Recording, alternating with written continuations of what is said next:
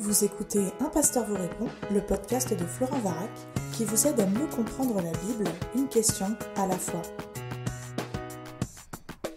La question est posée pour cet épisode. Salut Florent, merci pour tes podcasts qui encouragent, instruisent et font mûrir la réflexion Bible en main, autant pour moi-même que pour beaucoup autour de moi.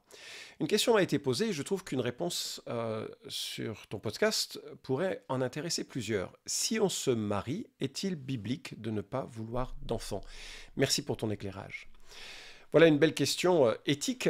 Nous avons à ce sujet des amis sur l'ensemble du spectre des possibles. Certains sont convaincus qu'il faut laisser la nature faire et se retrouvent avec de grandes familles. Et d'autres ne veulent pas d'enfants et parfois font l'objet de railleries ou de jugements de la part de leur entourage. Alors on va regarder d'abord la question d'un point de vue de l'éthique pure, et puis ensuite, je ne sais pas si on peut le dire ainsi, et ensuite je regarderai la question d'un point de vue pastoral. Alors la question d'un point de vue de l'éthique pure. La première considération, c'est que le couple forme une unité sociale suffisante. Dans l'établissement du mariage, Genèse 2, 24 nous dit c'est pourquoi l'homme quittera son père et sa mère et s'attachera à sa femme et ils deviendront une seule chair. L'unité d'un homme et d'une femme est suffisant pour former une famille. Et donc une famille, un couple qui ne peut pas avoir d'enfants par exemple, n'est pas une famille au rabais, elle est vraiment une famille, elle est vraiment au centre de ce que Dieu pouvait imaginer et rêver pour le plan de l'humanité. Ils peuvent expérimenter pleinement, ensemble, la grâce de Dieu pour le couple et pour la famille. Le couple est donc l'unité essentielle et fondamentale, primordiale et principale du foyer. Et en cela, je veux aussi remarquer qu'un enfant qui viendrait ne doit pas détourner l'attention du couple. C'est le couple qui, ensemble, va créer l'environnement nécessaire au développement harmonieux de l'enfant. Mais le couple est central. Alors, bien sûr, dans les temps difficiles des premiers mois, il y a quelque chose, il y a des préoccupations qui sont propres à l'un ou à l'autre dans le couple. Mais ça ne doit pas être, il ne doit pas y avoir une division qui s'instaure au sein du couple à cause de l'enfant de façon durable. Le couple est central au plan de Dieu. Deuxième considération, c'est le statut d'un enfant. Le psaume 127, à partir du verset 3, nous dit « Voici que des fils sont un héritage de l'Éternel, le fruit des entrailles est une récompense. Comme les flèches dans la main d'un héros, ainsi sont les fils de la jeunesse. Heureux l'homme qui en a rempli son carquois. Ils n'auront pas honte quand ils parleront avec des ennemis à la porte. » Waouh, c'est magnifique de considérer les enfants comme un cadeau, un héritage, une récompense. Et en même temps, c'est utile de réaliser que ce sont des flèches. Et une flèche a pour vocation de partir et d'atteindre sa cible. Les enfants ne sont pas là pour soi. On n'a pas des enfants pour se valoriser ou pour créer quelque chose qui serait une sorte de musée à sa personne. Les enfants auront une vocation à accomplir. Et ils auront à réaliser tous les desseins que Dieu peut avoir pour eux. Proverbes 17,6 et 31,28 soulignent l'honneur des enfants et des petits-enfants pour ceux qui ont le privilège d'en avoir. Alors je suis en train d'enregistrer ce podcast alors que nous recevons notre fils et leurs enfants qui vivent en Alaska. Vous imaginez qu'on ne les voit pas très souvent. Et quand je regarde nos petits-enfants, autant ceux-là que ceux qui sont nés de Derek et Mélissa, qui sont à Saint-Étienne, je suis émerveillé. Découvrir leur personnalité, leurs aspirations, leurs manies, leur tempérament est juste magnifique. Leur présence, certes, chamboule notre vie et notre quotidien, mais ils enchantent notre quotidien. Les enfants sont vraiment un cadeau parfois compliqué quand on est grand-parent et qu'on n'a pas l'énergie que l'on avait quand on était jeune. Des amis de notre église, également grands-parents, les appellent les chicoufs. Chic, ils arrivent, ouf, ils repartent. Bref, le regard que l'on porte sur l'enfant doit être adapté à ce que l'Écriture dit. L'Écriture dit que les enfants sont un cadeau, pas un fardeau, un cadeau. Troisième considération, le mandat de se multiplier, et j'imagine que tu m'attendais sur cette question. Genèse chapitre 1 dit « Dieu créa l'homme à son image, il le créa à l'image de Dieu, hommes et femmes il les créa. Dieu les bénit et leur dit « Soyez féconds, multipliez-vous, remplissez la terre, soumettez-la, dominez sur les poissons de la mer, sur les oiseaux du ciel et sur tout animal qui rampe sur la terre, etc. » Et là, on est sur une tension, on est confronté à une tension. Deux actions qui sont quelque part à comprendre avec cette difficulté. D'un côté, il s'agit de se multiplier, et de l'autre, de dominer sur la nature. Cette domination deviendra fondamentalement, avec la chute et l'univers brisé par le péché, elle deviendra fondamentale. Parce que cet environnement brisé va vouloir aussi briser la vie du couple, et il va falloir dominer sur les choses. Et à mon avis, cette domination inclut la possibilité de programmer intelligemment la conception d'enfants. On comprend le besoin de bras dans un environnement rural et ancien, et on comprend la difficulté d'accompagner beaucoup d'enfants en ville. Et cette réflexion doit aussi peser sur les choix et les décisions que nous comprenons. En tout cas, ce que je comprends des Écritures, c'est que la vie commence à la conception et qu'avec la conception, la vie doit être protégée. Ce qui est péché, donc, c'est l'interruption d'une vie qui a commencé, l'avortement. Mais il ne me semble pas qu'il y ait une obligation morale universelle de même nature quand on lit « multipliez-vous » comme si c'était une obligation qui pèse sur le couple. Pourquoi ? Parce qu'il faut dominer sur cette nature. Et certains couples vont faire ce choix de dominer sur le cycle de reproduction. Parce qu'en réalité, si c'est une obligation, alors il ne doit pas y avoir de limite quelconque dans le choix du nombre d'enfants. Si la multiplication est une imposition morale sur le couple, alors aucune restriction n'est acceptable. D'ailleurs, c'est la position catholique. Je cite ici l'excellent livre « Vivre en chrétien aujourd'hui », édité par la Maison de la Bible, un livre sur l'éthique. Et ce livre dit « Le magistère catholique, par l'encyclique Humanae Vitae de Paul VI, et l'exhortation apostolique Familiaris Consortio de Jean-Paul II, exclut toute contraception dite artificielle, chimique, la pilule, ou mécanique, principalement le préservatif. Il admet cependant la méthode Ogino avec l'abstinence, le choix pour l'union des jours du mois distant de l'ovulation pendant lesquels la femme, en principe, ne peut pas concevoir. » Fin de la citation, page 410. Voilà la position catholique. Elle ne me semble pas directement tirée des Écritures. Parce que ce n'est pas un encouragement que l'on trouve dans le Nouveau Testament, cette multiplication. Alors peut-être elle fait sens dans l'idée que de toute façon, un couple tel que Dieu l'a envisagé va avoir des relations sexuelles régulières et donc va accueillir des enfants. Peut-être qu'elle ne se préoccupe pas de la multiplication comme un commandement, mais plutôt comme une conséquence. Mais on voit que ce n'est pas l'accent porté, ni dans le Nouveau Testament, comme s'il fallait multiplier à tout prix et avoir des grandes familles. Et la quatrième considération concerne plutôt les raisons et les motivations de ce choix, et ça m'amène donc sur la question pastorale. En tout cas, il ne me semble pas qu'il y ait une obligation à avoir des enfants, sauf si les raisons de ce choix sont de nature à révéler une motivation qui serait de l'ordre du péché. Alors regardons maintenant la question pastorale. Si j'étais pasteur d'une église et qu'un couple me posait cette question, je lui demanderais pourquoi. Pourquoi est-ce que vous ne voulez pas avoir d'enfants ? Je voudrais les mettre à l'aise d'abord sur cette responsabilité qui est leur, de bien réfléchir à la question, et qu'ils sont libres de leur choix à ce sujet. Mais j'aimerais savoir quelle est la raison qui pousse à cette décision. Il se peut parfois que ce soit une peur économique, la peur de ne pas pouvoir pourvoir aux besoins d'une famille qui grandit.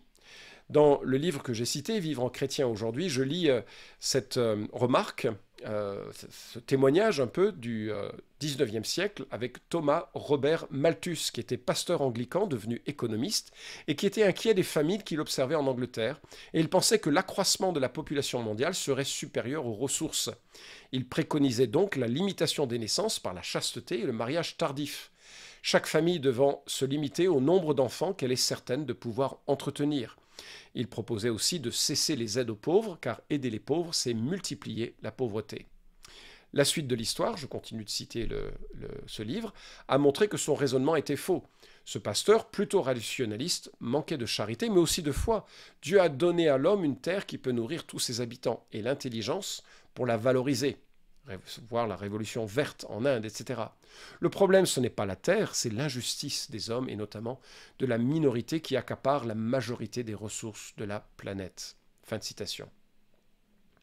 Petit témoignage à ce sujet, autre témoignage à ce sujet, un prédicateur extrêmement pauvre avait 14 enfants. Lui auriez-vous recommandé d'en avoir un 15e ? Sa femme tombe encore enceinte du 15e. Leur pauvreté est complète, mais le nom de ce 15e enfant était John Wesley. John Wesley qui va transformer la vie de centaines de milliers d'individus par la prédication de l'Évangile, tant en Angleterre qu'aux États-Unis. Comme quoi, il n'y a pas que des considérations matérielles quand on réfléchit à la vie. Deuxième raison possible, le désaccord au sein du couple. Un membre du couple peut ne pas vouloir avoir d'enfant à un moment donné. Alors il est probablement préférable de ne pas forcer l'événement, mais de pouvoir discuter ensemble, d'en faire un sujet de prière, de pouvoir discuter de cela. Ça peut aussi être source de tourments dans les deux sens, mais en tout cas pas de le faire derrière le dos. Je me souviens d'un couple que je connaissais, et cette femme qui avait subi une ligature des trompes des années auparavant, lorsqu'elle a eu une autre opération, a demandé au chirurgien qu'il enlève cette ligature sans le dire à son mari. Elle a conçu un autre enfant, mais le couple a divorcé quelque temps plus tard parce que cette trahison ne permet pas, bien sûr, de vivre une vraie proximité affective et respectueuse et sereine. Troisièmement, ça peut être la crainte d'une maladie. Certaines maladies sont génétiquement transmissibles et la crainte de donner à un enfant cette maladie, de l'handicaper, pourrait être un facteur. Mais le problème, c'est qu'en cela, d'abord, c'est pas toujours certain, et puis c'est difficile, voire impossible, de juger de la valeur d'une vie. Prenez l'exemple suivant. Alors, je sais, c'est un exemple extrême, mais c'est juste pour illustrer le propos que je tiens. Voilà un père qui a une maladie sexuellement transmissible, probablement comme sa femme, qui a aussi la tuberculose. Ils ont 4 enfants, le premier est aveugle, le deuxième est sourd, le troisième a la tuberculose et le quatrième est mort à la naissance. Que diriez-vous à ce couple qui réfléchit à un 5e enfant? Voilà que sa femme est de nouveau enceinte d'un garçon qui s'appelle Ludwig Beethoven.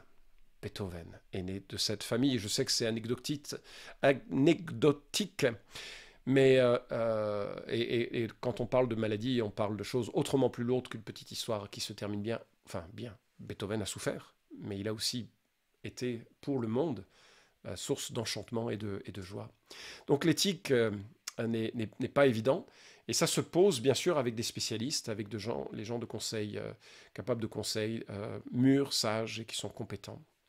Parfois ça peut être la peur de l'avenir, parfois ça peut être la gêne d'enfants sur des projets personnels, parfois ça peut être même un projet missionnaire. Je connais des gens qui ont décidé de ne pas avoir d'enfants parce qu'ils allaient dans des pays dangereux et qui ne voulaient pas mettre en danger leur progéniture.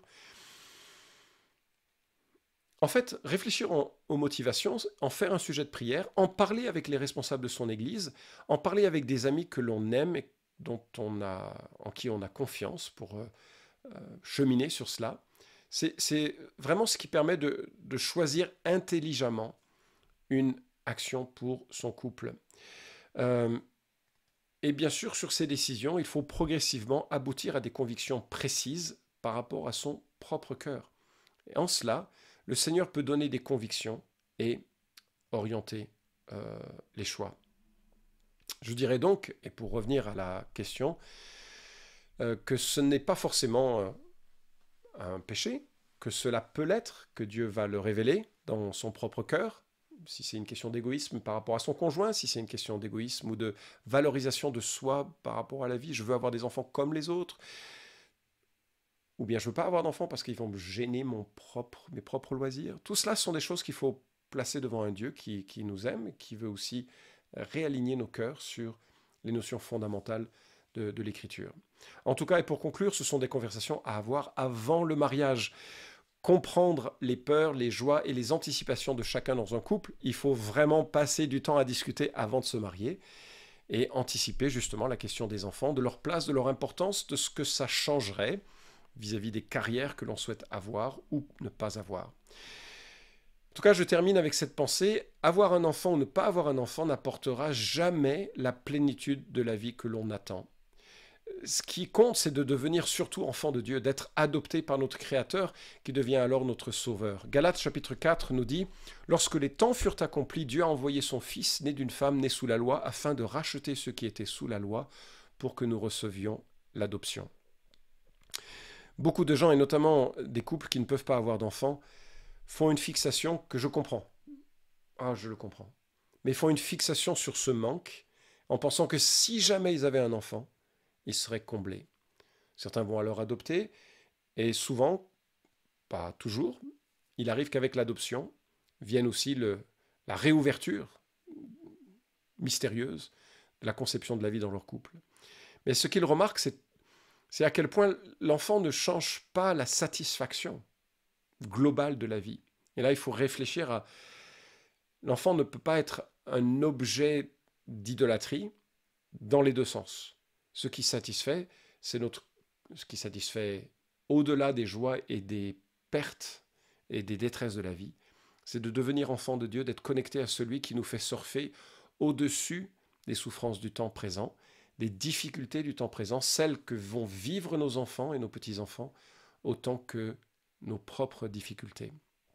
J'espère en tout cas avoir répondu à la question de ce internaute. Cet épisode vous a édifié ? Alors merci de le liker ou de le partager pour que d'autres puissent en profiter. Pensez aussi à vous abonner à la chaîne d'Un Pasteur vous répond pour ne manquer aucun des prochains épisodes. Enfin, si vous avez une question à poser à Florent Varac, écrivez-lui directement sur contact@toutpoursagloire.com.